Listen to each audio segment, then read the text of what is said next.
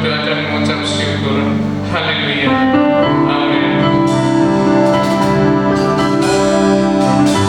Terima kasih Yesus.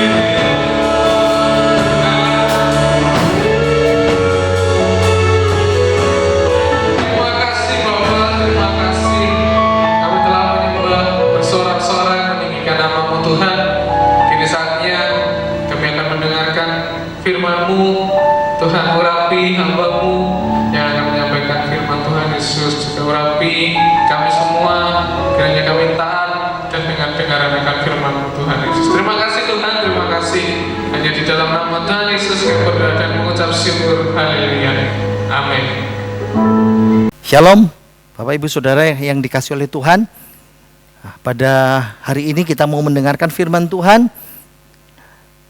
Saudara bisa melihat pertama kali di layar kita. Kira-kira saudara bisa menebak ini gambar apa? Coba amati dengan baik, ini gambar apa? Saya yakin dan percaya banyak yang menebak ini adalah telur asin busuk. Ini salah. Slide berikut ini bisa menolong kita untuk melihat bahwa ini adalah makanan. Makanan yang begitu terkenal di beberapa negara Asia Tenggara seperti Filipina, Kamboja dan lain sebagainya. Ini adalah namanya balut atau embrio dari itik bebek atau ayam biasanya kadang-kadang. Jadi ini embrio yang hampir jadi sempurna, mau menetas tapi masih belum. Dan itu menjadi makanan yang sangat lezat sekali. Orang Filipina suka merebusnya dan lalu memakannya. Balut, bahasa Filipina, hampir sama seperti bahasa Indonesia dari kata balut, membalut, bungkus, membungkus. Saya memulai dengan suatu ilustrasi kuliner yang sangat ekstrim, yang terkenal sekali di Filipina, namanya balut. Ada banyak lagi makanan ekstrim ya, ikan basi. Orang Swedia menyukainya. Ada lagi tarantula goreng. Wah, laba-laba besar itu, orang Kamboja memakannya. Dan seperti kita tahu, orang Korea suka makan juga gurita, hidup-hidup. Dan beberapa negara Asia Tenggara termasuk Indonesia makan ular, makan kelabang, makan kelelawar. Ada juga olahraga ekstrim. Dari makanan ekstrim kita bisa tahu ada namanya olahraga ekstrim, bungee jumping. Orang lompat dari ketinggian sampai di bawah. Dan ada lagi rock climbing. Itu olahraga ekstrim. Hari ini firman Tuhan akan berbicara kepada kita semuanya tentang iman yang ekstrim. Ada enggak iman yang ekstrim itu? Kita akan mau belajar bersama-sama dari kebenaran firman Tuhan dari Injil Markus. Bapak Ibu Saudara yang dikasihi oleh Tuhan, kita mau lihat Injil Markus pasal 2 ayat 1 sampai ayat yang ke-12. Mari kita perhatikan di slide ini, ya. Di Injil Markus pasal 2 ayat 1 sampai 12, slide ini saya tidak membaca dulu.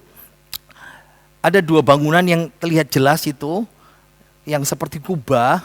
Nah, itu adalah tempat di mana peristiwa iman yang ekstrim ini terjadi. Nah, tempat seperti kubah namanya oktagon ini. Ini tempat yang dipakai dahulu kala oleh Petrus, rumah tempat tinggalnya. Lalu ada di depannya di samping kanannya itu ada bangunan yang runtuh. Nah, itu sinagog. Cukup dekat dari situ. Oke, saya bacakan tentang iman yang ekstrim dari Injil Markus pasal 2 ayat 1 sampai 12. Kemudian sesudah lewat beberapa hari, waktu Yesus datang lagi ke Kapernaum, tersiarlah kabar bahwa ia ada di rumah. Maka datanglah orang-orang berkerumun sehingga tidak ada lagi tempat. Bahkan di muka pintu pun tidak. Sementara ia memberitakan firman kepada mereka, ada orang-orang datang membawa kepadanya seorang lumpuh, digotong oleh 4 orang.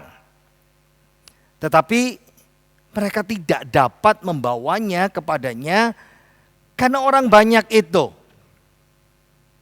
Lalu mereka membuka atap yang ada di atasnya. Sesudah terbuka, mereka menurunkan tilam tempat orang lumpuh itu terbaring. Ketika Yesus melihat iman mereka, berkatalah ia kepada orang lumpuh itu, "Hai anakku, dosamu sudah diampuni." Tetapi di situ ada juga duduk beberapa ahli Taurat. Mereka berpikir dalam hatinya, mengapa orang ini berkata begitu? Ia menghujat Allah. Siapa yang dapat mengampuni dosa selain daripada Allah sendiri? Tetapi Yesus segera mengetahui dalam hatinya bahwa mereka berpikir demikian. Lalu ia berkata kepada mereka, "Mengapa kamu berpikir begitu dalam hatimu? Manakah yang lebih mudah mengatakan kepada orang lumpuh ini, dosamu sudah diampuni, atau mengatakan, bangunlah, angkatlah tilammu dan berjalanlah? Tetapi supaya kamu tahu bahwa di dunia ini anak manusia berkuasa mengampuni dosa, berkatalah ia kepada orang lumpuh itu, kepadamu kukatakan, bangunlah, angkatlah tempat tidurmu dan pulanglah ke rumahmu." Dan orang itu pun bangun, segera mengangkat tempat tidurnya dan pergi keluar di hadapan orang-orang itu. Sehingga mereka semua takjub, lalu memuliakan Allah, katanya, yang begini belum pernah kita lihat. Amin. Extreme faith, iman yang ekstrim. Ada 3 bagian dalam nats yang baru saja kita baca, bicara tentang iman yang ekstrim. Yang pertama, iman orang banyak, iman kebanyakan orang, yaitu imannya biasa, ordinary faith. Saya ulangi lagi ya, ayat 1 dan ayat yang kedua. Kemudian sesudah beberapa hari, waktu Yesus datang lagi ke Kapernaum, tersiarlah kabar bahwa ia ada di rumah. Maka datanglah orang-orang berkerumun sehingga tidak ada lagi tempat.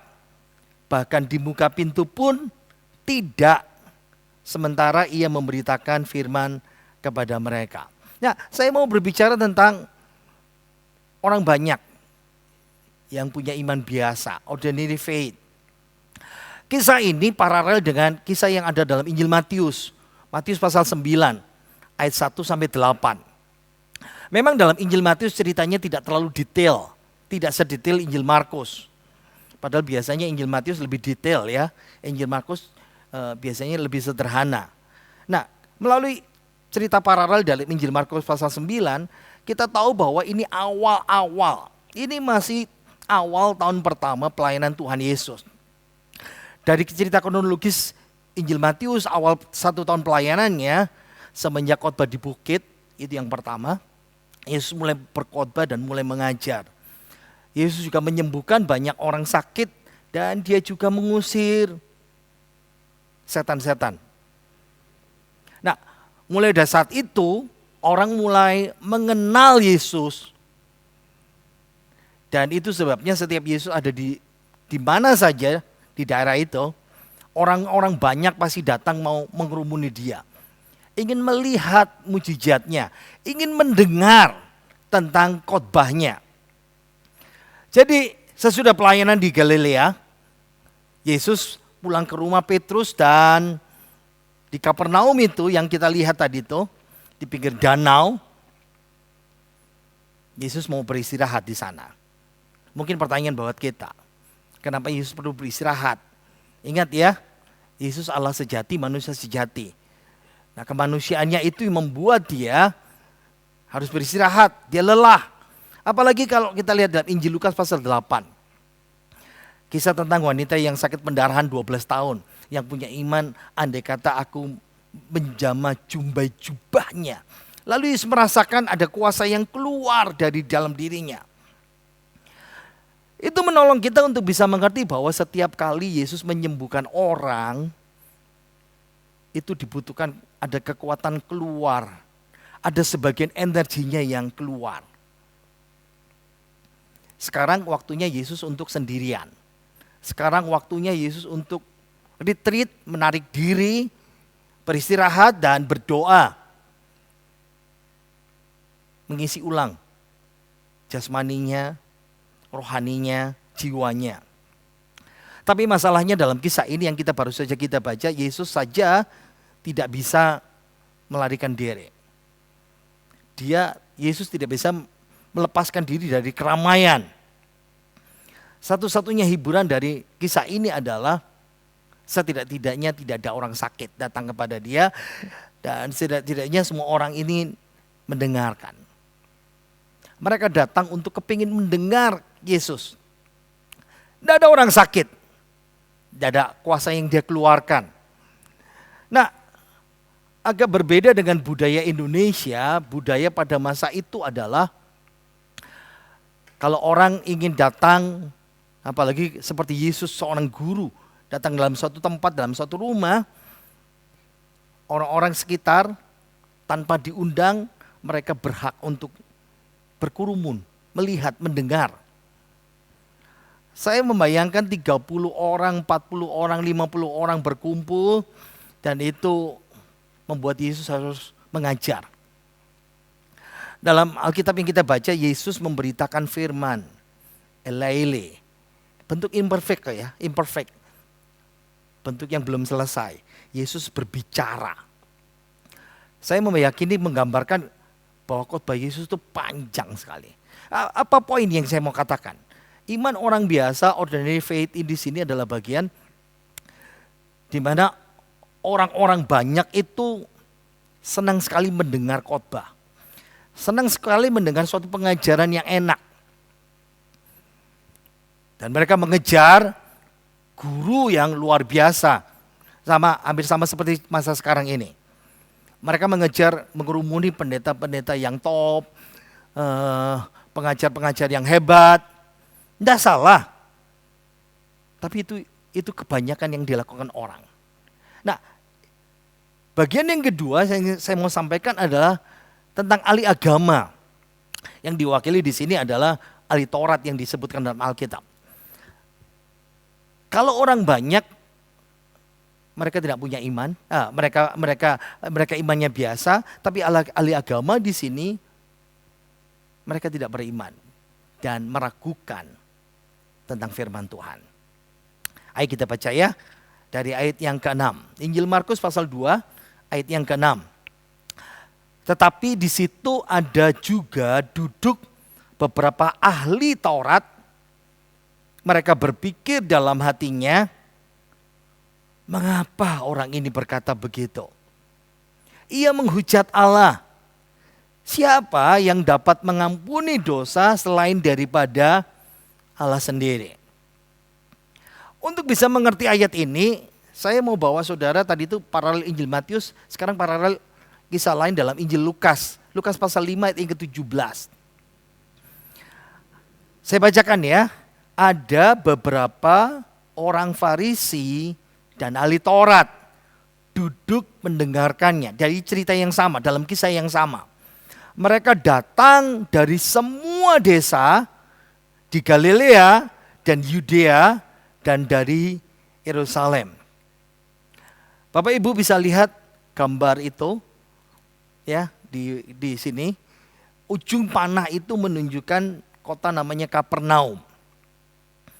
Nah, di sekitarnya di situ wilayah Galilea. Dan siapa pendengar ahli Taurat yang kita baru saja kita baca tadi itu? Itu orang-orang yang dari kota Yerusalem. Yang ibu kota dari provinsi Yudea. Yerusalem juga ibu kota seluruh negeri Israel. Melalui Injil Lukas ini kita bisa paham begitu tenarnya Yesus setahun ini dia menjadi viral. Ya.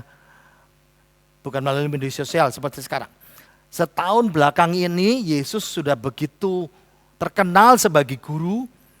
Dan itu membawa begitu banyak orang mendengarkan. Sehingga ada banyak rabi-rabi, guru-guru agama, para pemimpin-pemimpin agama dari seluruh penjuru negeri datang. Ada rabi di sekitar Galilea dari semua desa. Mereka datang. Bahkan utusan dari Bait Allah pusat, dari pusat di Yerusalem, ibu kota, mengutus beberapa utusan untuk pergi ke Kapernaum setelah mereka tahu Yesus ada di sana. Dari peta ini kita bisa memahami ya, mereka butuh waktu untuk pergi. 1-2 hari kalau cepat. Mereka khusus untuk datang mendengarkan. Nah, saudara membayangkan ya, hampir sama seperti zaman sekarang kalau ada pengkhotbah KKR terkenal, pendeta terkenal dari luar negeri datang ke Indonesia, berkhotbah di Jakarta, sementara kita yang tinggal di Surabaya lalu datang berbondong-bondong ramai-ramai ke Jakarta untuk mendengarkan, menyaksikan itu semuanya sama 2000 tahun yang lalu. Hanya bedanya adalah mereka datang khusus untuk mendengarkan. Mereka datang untuk mendengar ajaran guru yang baru ini, tapi dengan kritis. Kalau tipe yang pertama, mereka suka mendengar. Tapi yang ini lain. Mereka ingin tahu seberapa pinternya guru baru ini. Kenapa? Karena ceritanya terbukti sekali bahwa Yesus sanggup menyembuhkan. Dan sekarang mereka melihat sendiri bagaimana orang yang lumpuh itu disembuhkan. Mereka tidak mempersoalkan pengajaran Yesus. Ingat ya, untuk jadi rabi seperti Yesus, seperti mereka, itu butuh pendidikan yang tinggi, lama. Mereka tidak mempersoalkan pemahaman teologis, tidak mempersoalkan tentang penyembuhan yang dilakukan Yesus, tapi mereka mempersoalkan pemahaman teologi Yesus. Saya bacakan ayat 8 ya. Tetapi Yesus segera mengetahui dalam hatinya bahwa mereka berpikir demikian. Lalu ia berkata kepada mereka, "Mengapa kamu berpikir begitu dalam hatimu?" Ayat 9, manakah lebih mudah mengatakan kepada orang lumpuh ini, dosamu sudah diampuni. Atau mengatakan, bangunlah, angkatlah tilammu dan berjalanlah. Tetapi supaya kamu tahu bahwa di dunia ini anak manusia berkuasa mengampuni dosa. Berkatalah ia kepada orang lumpuh itu. Nah, saya mau menegaskan sekali lagi, kalau bagian yang pertama ordinary faith, iman yang biasa, tapi bagian yang kedua ini ahli agama, mereka tidak beriman bahkan juga meragukan firman Allah. Ingat ya, beda pola pikirnya. Orang biasa pikirannya yang penting enak. Mereka ini teolog. Kerangka berpikirnya teologis. Dan pemahaman teologis mereka berkata, satu-satunya yang bisa mengampuni dosa manusia itu cuma Allah. Dan teologi mereka nggak salah. 100% betul. Tapi yang mereka tidak ketahui itu adalah Yesus itu Allah. Mereka keliru memahami siapa Yesus itu. Itu sebabnya Yesus menegur mereka. Pernah memikirkan dalam kehidupan kita, Bapak Ibu Saudara yang dikasihi oleh Tuhan, semakin lama kita jadi orang Kristen, semakin lama kita mengenal firman, membuat kita sudah kebal dan terbiasa untuk mendengar cerita dalam Alkitab, mendengar firman Tuhan, membaca ayat-ayat Alkitab. Dan tanpa disadari dalam kehidupan kita, karena kita sudah terbiasa lalu kita menolak dengan logika kita untuk percaya pesan firman Tuhan. Itu kan kata pendeta, itu kan kenyataan yang dulu bukan sekarang ini. Pertanyaannya, di mana iman saudara? Orang yang ketiga, bagian yang ketiga. 5 orang, iman dari 5 orang. Siapa 5 orang ini? 4 orang yang mengusung usungan itu. Dan 1 lagi orang yang sakit. Ini saya katakan imannya ekstrim. Ayat yang ketiga, saya bacakan ya. Mari kita. Ada orang-orang datang membawa kepadanya seorang lumpuh, digotong oleh 4 orang. Tetapi mereka tidak dapat membawanya kepadanya karena orang banyak itu. Lalu mereka membuka atap yang di atasnya. Sesudah terbuka, mereka menurunkan tilam tempat orang lumpuh itu terbaring. Ketika Yesus melihat iman mereka, berkatalah ia kepada orang lumpuh itu, "Hai anakku, dosamu sudah diampuni." 5 orang ini imannya ekstrim, luar biasa. Saya merasa, coba pikirkan seperti ini ya. Orang ini orang lumpuh, bukan orang tuli. Berarti dia mendengar sepanjang 1 tahun terakhir ini ada berita yang viral, ada seorang guru baru, pengajar baru yang berbeda mengajar dengan ahli-ahli Taurat, orang Farisi. Karena pengajarannya penuh kuasa, kata Alkitab. Mereka juga mendengar bagaimana Yesus menyembuhkan orang sakit kusta di Galilea. Ada juga orang lumpuh seperti dia disembuhkan. Dan masih banyak orang sakit yang lain yang disembuhkan. Oh, dia sangat rindu. Dia kepingin sekali merindukan, saya juga mau disembuhkan. Dan teman-temannya berkata, "Hey bro, Yesus sekarang ada di sini. Yesus sekarang ada di daerah kita." Jadi mereka kepingin sekali supaya mujizat Tuhan itu bisa dialami oleh kehidupan mereka. Segera mereka berangkat, tapi masalahnya begitu melihat tempat itu, seperti yang kita lihat dalam slide-slide itu, tidak ada akses untuk bisa masuk dan bertemu dengan Yesus. Karena 30, 40, 50 orang berkerumun di dalam rumah dan di luar rumah. Bagaimana mereka bisa masuk? Mereka berhenti dan mulai memikirkan. Gimana sih kita ketemu Yesus? Satu teman berkata, ada satu jalan, tapi nggak mungkin. Lewat mana? Ayo coba kita ya, naik tangga. Itu tangga yang di pintu, lewat pintu luar, tangga luar itu. Kita naik di atas, lalu kita jebol atap itu. Waduh, tapi itu nggak mungkin ya, terlalu berisiko, terlalu sulit, terlalu lama, hampir pasti nggak mungkin. Mungkin satu orang lagi berkata, ya cuma itu jalannya. Ayo kita coba. Gimana turunnya? Ambil tali. Apa iman ekstrim itu? Iman ekstrim itu adalah percaya meskipun itu hampir pasti mustahil. Apa? Dia lumpuh, mustahil. Tidak ada obatnya. Tidak ada akses.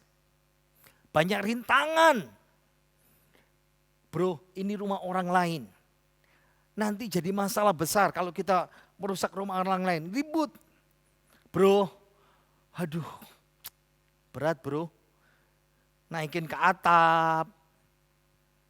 Saya masih ingat 11 tahun lalu waktu sakit stroke. Dari bawah mau naik ke pastori, lantai atas di lantai 2. Banyak orang harus menggendong saya. Orang lumpuh beratnya lebih berat dari orang sehat. Kalaupun sudah sampai di atas, siapa yang bongkar atap?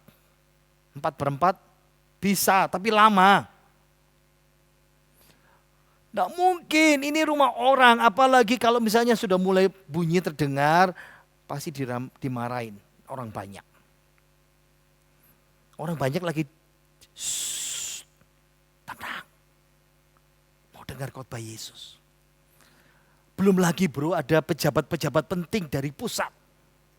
Gak sopan mengganggu. Tapi iman ekstrim bisa melewati semua rintangan itu. Iman ekstrim percaya bahwa Yesus sanggup menyembuhkan si lumpuh itu. Walaupun masa itu, kelumpuhan itu susah. Tidak ada mungkin disembuhkan. Coba lihat Bapak Ibu, lihat slide-nya. Slide saya sedikit membayangkan bagaimana rumah pada abad pertama. Nah kira-kira seperti ini. Lihat pemandangan di belakang itu Danau Galilea. Dan ini kota Kapernaum, tempat si Petrus tinggal dan base campnya Tuhan Yesus dengan murid-muridnya waktu pelayanan. Saudara bisa melihat atapnya itu flat, ya, rata. Itu bisa rumah tingkat 1, tingkat 2, tapi tetap, ataupun tingkat 3 pun tetap selalu atapnya itu rata. Dan ada tangga, akses tangga, biasanya tangga di luar itu. Dan rumah di Timur Tengah rata-rata sama seperti ini pada masa itu. Abad pertama. Kenapa dibikin rata flat? Supaya penghuninya bisa kumpul di situ untuk jemur, jerami, jemur ikan. Biasanya juga sedikit kasih pagar tembok sekeliling ya. Tapi atapnya itu biasanya kalau kita sekarang zaman ini sekarang dicor ya, pakai pembesian, dicor pakai semen. Tapi mereka menopang dengan balok-balok besar kayu. Nah, biasanya diisi dengan balok besar jarak 1 meter, lalu diisi dengan ranting-ranting. Ya, kalau kita seperti kayu-kayu reng begitu ya. Nah, sementara adukan semennya adalah mereka pakai lumpur, tanah liat dicampur dengan jerami. Tebal lapisannya 10-15 cm rata-rata. Dan itu menutup sampai kering. Nah setelah kering lalu mereka bikin ubin. Seperti keramik begitu ya, ubin. Menutup supaya kalau hujan tidak menggerus. Kadang-kadang ada bentuk kecil untuk bisa melihat. Tapi tidak mungkin menurunkan orang lumpuh itu melalui pintu kecil itu. Belum lagi mereka harus melihat di mana tempat Yesus mengajar. Di ruangan mana, titik mana tempat persis di atas kepala Yesus. Mereka lewat tangga itu dan pekerjaan yang sulit mulai dilakukan, membongkar atap. Mungkin berkali-kali mereka lihat memastikan di mana tempat Yesus. Dan ketika mereka mulai menggali, pasti dari dalam bunyi duk duk duk duk. Dan ketika mulai menghantam kayu, menghantam ranting-ranting itu bunyi krak krak krak krak. Ubin-ubin dilepas, menarik semua ranting dan plester tanah liat itu untuk membuat lubang, dari lubang kecil sampai lubang besar. Wah, saya membayangkan tuan rumah pasti keluar dan melihat ada apa di atas itu. Ada sedikit perdebatan dan penjelasan, belum lagi ada kerumunan orang banyak. Sementara puing-puing mulai bertebaran. Perjuangan mencari jalan itu tidak mudah. Lubang mulai keluar, sinar matahari mulai masuk, Yesus mulai berhenti mengajar dan sampai lubang itu menjadi besar. Sekarang ruangan itu sunyi, kerumunan orang menjadi sunyi, mau lihat apa yang terjadi, partikel-partikel debu bertebangan, ruangan dipenuhi dengan kabut debu. Lalu tilam itu diturunkan dengan 4 ujungnya mulai diturunkan dengan tali. Yesus ada di sana, sedang menonton. Sampai si lumpuh diturunkan di depan matanya. Mungkin ada rasa malu dari keempat temannya. Semua ruangan, semua mata, semua teman menunggu dengan harapan. Apa yang Yesus lakukan? Apa yang Yesus lakukan? Katakan. Apakah dia mau menyembuhkan? Ataukah Yesus mau marah? Aneh sekali ketika Yesus berkata kepada orang lumpuh, "Hai anakku, dosamu sudah diampuni." Mereka nggak mengharapkan dosanya diampunin. Yang mereka harapkan adalah mereka disembuhkan. Tapi selesai Yesus mengatakan demikian, si sakit itu merasakan kuasa pengampunan, ada kuasa mengalir dan dia sadari dia mulai bisa bergerak dan sembuh. Yesus memberi apa yang kita butuhkan, bukan apa yang kita inginkan. Yesus memberi tepat sesuai dengan kebutuhan kita, bukan apa yang kita mau katakan dan apa yang kita ingin Yesus lakukan buat kita. Pahami Bapak Ibu, kan apa alasan utama Yesus berkata dosamu sudah diampuni? Alasan utama Yesus berkata dosamu sudah diampuni adalah para teolog itu hadir. Dan para teolog itu kepingin tahu siapa Yesus. Yesus memilih berkata dosamu sudah diampunin supaya orang tahu bahwa ia adalah Allah yang berkuasa mengampuni dosa. Yesus datang, aku datang ke dalam dunia untuk membawa pengampunan. Si lumpuh kita tahu dia punya dosa dan kebutuhan utamanya adalah pengampunan. Dosa dalam Alkitab itu menyebabkan, salah satunya menyebabkan penyakit dan kematian. Dan si lumpuh itu dia butuh pengampunan Tuhan. Tapi tetap ahli agama itu tidak percaya. Itu sebabnya kenapa Yesus berkata, dosamu sudah diampuni. Inilah aku yang bisa mengampuni dosa. Ada satu kisah nyata di satu pertandingan bola basket. Ya, ada pertandingan, ada lomba latihan basket di satu sekolah SMA. Ini hari pertama. Coach, sang pelatih, dia mulai melemparkan bola-bola basket kepada tiap pemain.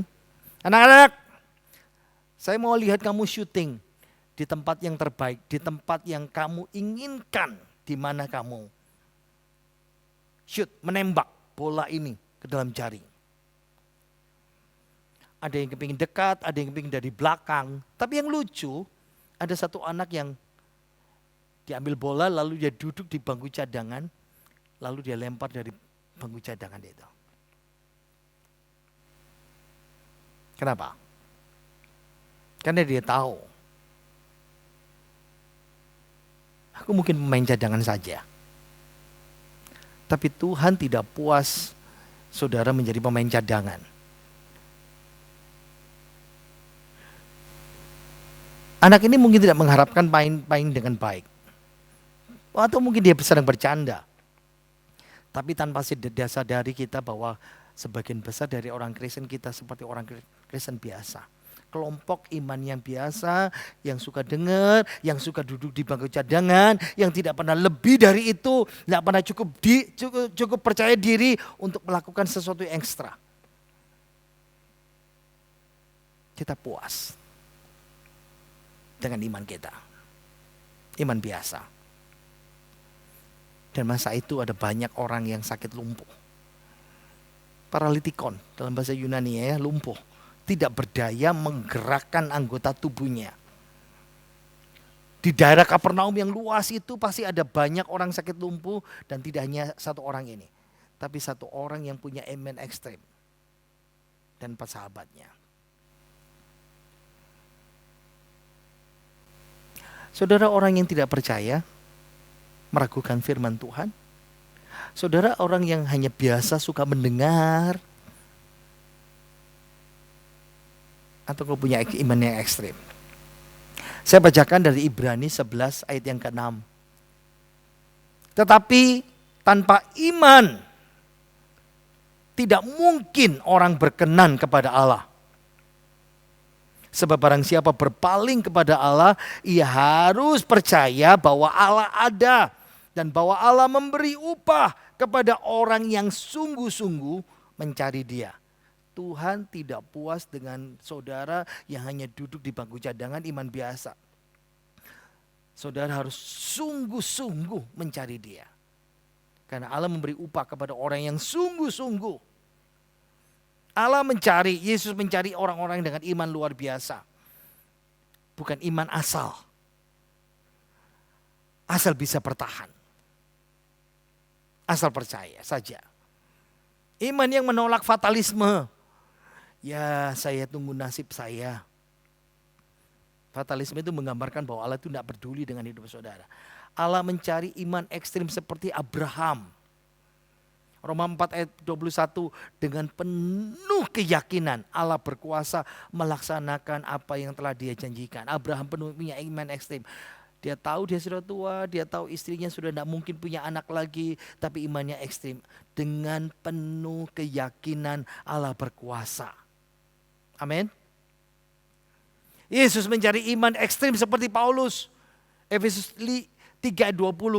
Bagi Dialah yang dapat melakukan jauh lebih banyak daripada yang kita doakan dan pikirkan. Seperti yang ternyata dari kuasa yang bekerja di dalam kita. Ada banyak hal yang sedang dialami Paulus dalam pelayanannya. Filipi 3:21. I can do all things. Segala perkara dapat kutanggung di dalam Dia yang memberikan kekuatan kepadaku. I can do all things. Saya bisa melakukan semuanya. Saya bisa melewati semuanya.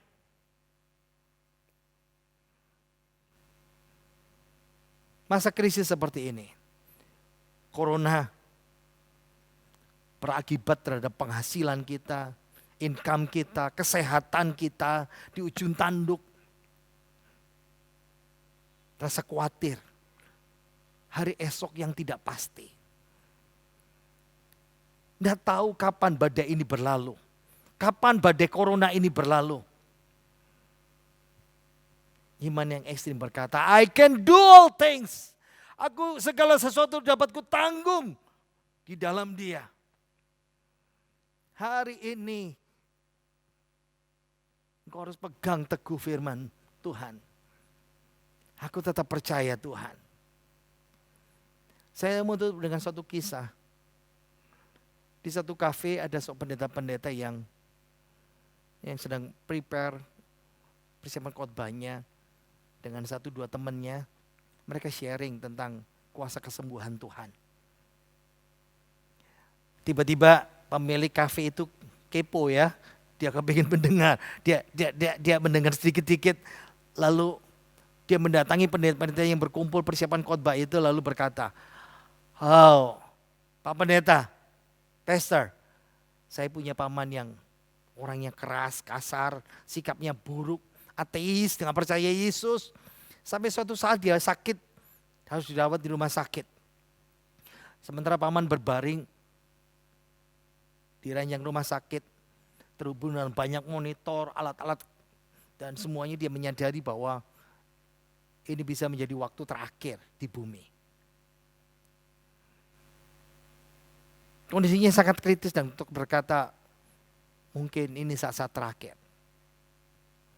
Ketika dia mengetahui ini saat-saat terakhir, dia melihat plafon ranjang itu.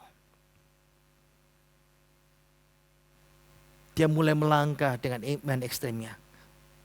Tuhan Yesus, saya selalu berkata aku tidak pernah percaya Engkau. Tapi hari ini aku mau buat kesepakatan kepadamu. Kalau Tuhan Yesus mampu menyembuhkan saya mau percaya kepadamu. Perlahan-lahan kehangatan mulai menyentuh dadanya dan mulai menyebar. Dia panggil perawat. Dia panggil dokter. Dokter, saya rasa saya sudah mulai sembuh. Betul, di akhir minggu dia keluar. Dia mulai ke gereja. Setia, bersaksi. Berikan persembahan persepuluhan dan banyak hal yang dia lakukan. Tapi ceritanya belum sampai di sini. Masalahnya istrinya nggak terlalu yakin karena tahu siapa suaminya, modal suaminya bertahun-tahun selalu berkata aku nggak percaya itu Tuhan. Tapi karena perubahan yang drastis dari suaminya, istrinya akhirnya juga percaya Yesus. Hari ini Tuhan mencari orang-orang yang punya iman yang ekstrim. Siapa saudara, siapa saya? Di mana kita berada? Engkau iman biasa? Atau engkau orang tidak percaya? Atau engkau orang yang termasuk iman yang ekstrim ini? Mari kita berdoa. Bapa kami dalam sorga, kami bersyukur kepadamu untuk kebaikanmu yang sungguh luar biasa. Banyak di antara kami yang ragu dan pesimis melewati hari-hari seperti ini. Entah berapalah lama lagi kami harus melewati banyak perintah simpang siur. Mungkin sampai 2-3 bulan lagi. Kami tidak tahu tentang kehidupan kami. Tapi satu hal yang kami percaya dalam iman kami. Tuhan sanggup menolong kami. Segala perkara dapat kutanggung di dalam Dia yang memberikan kekuatan kepadaku. I can do all things. Saya bisa melakukan semuanya bersama-sama dengan Tuhan. Kuatkan hati umat-Mu, kuatkan hati jemaat-Mu. Kuatkan kami semuanya Tuhan.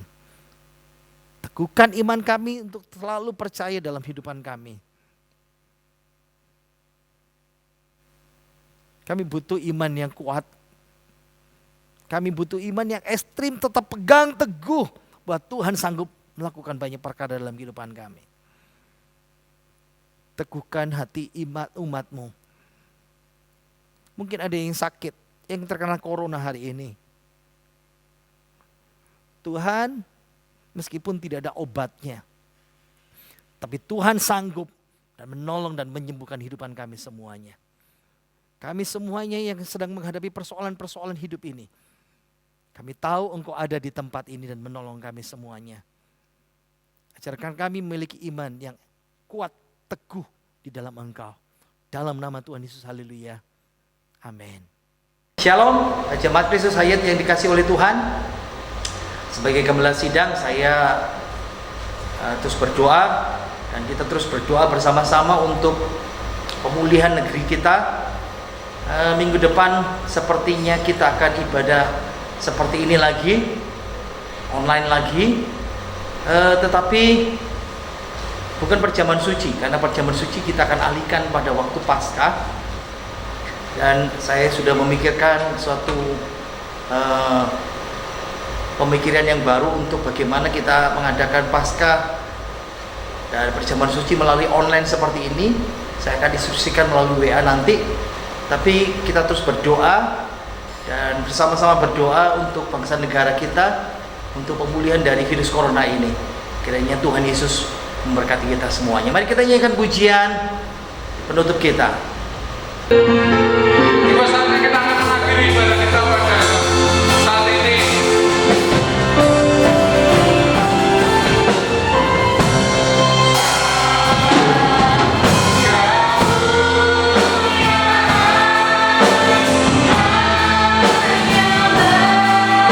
Yeah.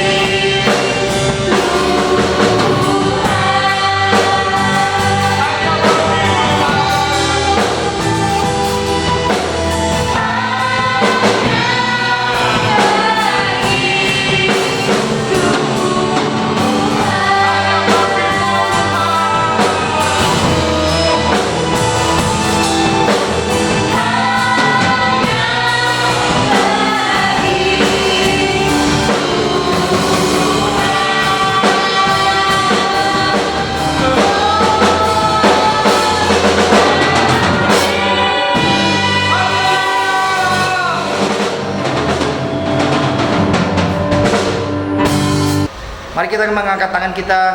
Kita mau bersyukur kepada Tuhan untuk segala kebaikannya yang pada hari ini. Kami bersyukur Tuhan, Kau memberkati ibadah kami dari awal hingga akhirnya. Kami percaya kasih-Mu, kemurahan-Mu boleh memberkati hidup kami semuanya. Di akhir ibadah ini hamba-Mu berdoa untuk setiap jemaat-Mu dan setiap yang mendengarkan ibadah online ini bersama-sama. Kiranya Tuhan boleh memberkati mereka semuanya. Engkau melindungi secara khusus keluarga kami dengan kesehatan yang berlimpah, dijauhkan segala sakit penyakit, malapetaka, dan kuasa-kuasa jahat, kuasa kegelapan. Engkau yang menjaga hidup kami dengan luar biasa. Darah Yesus menyucikan, menguduskan, menyembuhkan kami yang lemah dan sakit. Dan Tuhan memberkati kami secara khusus di masa-masa sukar seperti ini. Tuhan tidak pernah meninggalkan kami. Penyertaan-Mu, berkat-Mu mengalir dalam kehidupan kami semuanya. Dan mari kita buka tangan kita, terima berkat dari Tuhan kita Yesus Kristus. Diberkatilah hai kaum pria, diberkatilah hai kaum wanita, diberkatilah hai suami istri, diberkatilah anak-anak pemuda-pemudi. Tuhan memberkati rumah tangga kita dengan damai sejahtera melimpah. Tuhan berkati segala usaha, pekerjaan, toko, karyan, proyek kita. Tuhan berkati segala kebutuhan kita. Dan kiranya Tuhan memberkati kita mulai hari ini sampai Dia mengangkat kembali dewan awan dalam kemuliaan yang kekal bersama Yesus. Dan terimalah berkat yang melimpah dari Bapa, Putra, Roh Kudus mulai hari ini dan sampai selama-lamanya. Berkat Tuhan mengalir di dalam nama Tuhan Yesus. Semua yang percaya berkata amin.